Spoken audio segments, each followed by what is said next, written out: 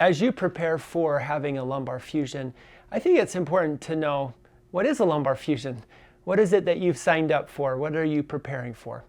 And so I wanted to take a minute to talk a little bit about what a lumbar fusion is. So there's generally a few things that we want to accomplish when we do a lumbar fusion. Number one is we need to get access to the lumbar spine. So we do open approaches and minimally invasive approaches depending on the situation.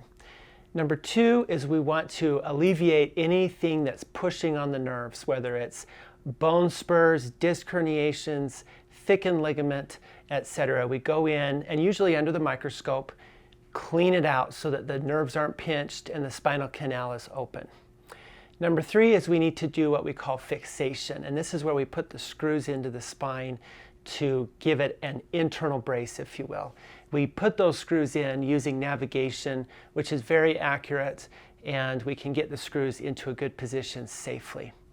The next is we want to do the actual fusion. So the screws are for fixation, kind of like an internal brace or like a cast you would wear on your arm for a broken bone.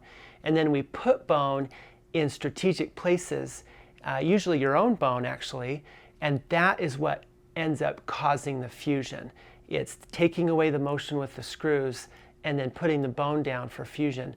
Most of the time, we put bone into the disc space. So we take the disc out and put the bone into the disc space. Also, we can put the bone out to the sides, away from where the nerves are, but where the bone can grow between the two segments that we're trying to fuse. And then that joint, that disc and segment of the spine becomes a block of bone with no motion, and it's stable.